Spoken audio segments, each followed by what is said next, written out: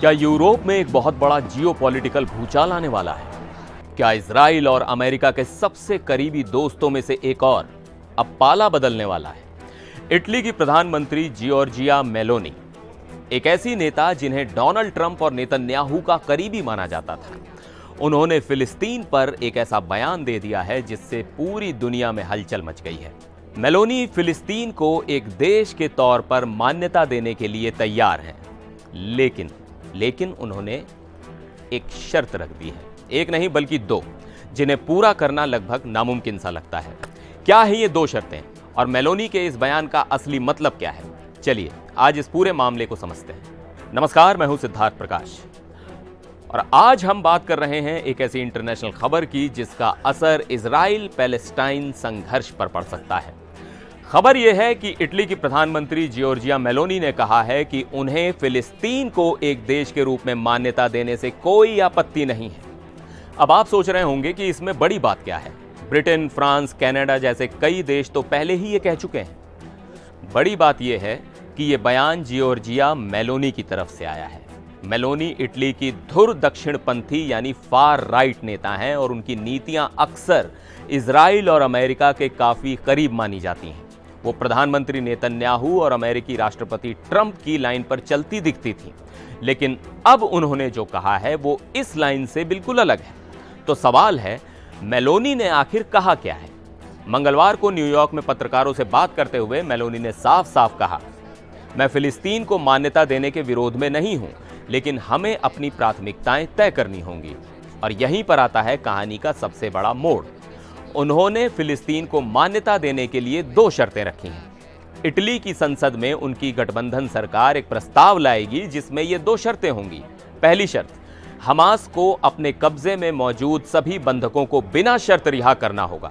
बता दूं कि 7 अक्टूबर 2023 के हमले के दौरान हमास ने 251 लोगों को बंधक बना लिया था।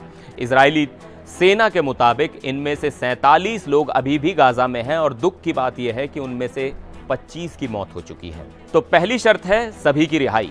दूसरी शर्त, फिलिस्तीन की सरकार बनाने में किसी भी प्रक्रिया से हमास को पूरी तरह बाहर रखा जाएगा। यानी मेलोनी कह रही हैं कि हम एक ऐसे फिलिस्तीन को मान्यता देंगे जिसमें हमास का कोई रोल ना हो। अब आप देखिए, ये शर्तें अपने आप में कितनी बड़ी हैं। क्या हमास इन शर्तों को मानेगा? ये एक बहुत बड़ा सवाल है, लेकिन इस बयान में एक और गहराई है। मेलोनी ने यह भी जोड़ा कि मैं व्यक्तिगत रूप से मानती हूं कि एक ऐसे फिलिस्तीन को मान्यता देना जिसके पास एक राज्य की संप्रभुता वाले गुण ही ना हो, वो समस्या को हल नहीं करेगा और ना ही फिलिस्तीनियों के लिए कोई ठोस परिणाम देगा। इसका मतलब है कि वो सिर्फ कागजी मान्यता के खिलाफ है।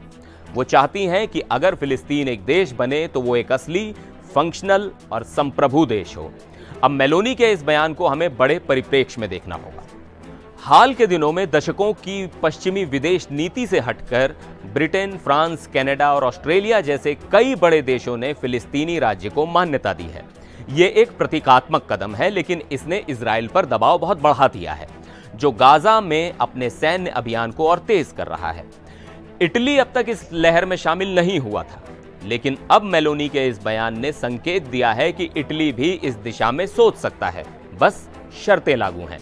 तो आखिर सवाल ये उठता है कि मेलोनी ने यह बयान अभी क्यों दिया?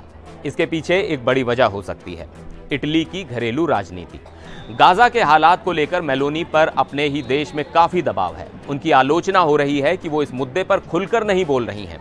हाल ही में सोमवार को रोम की सड़कों पर हजारों लोगों ने युद्ध के खिलाफ प्रदर्शन किया और अपनी सरकार से एक्शन लेने की मांग की।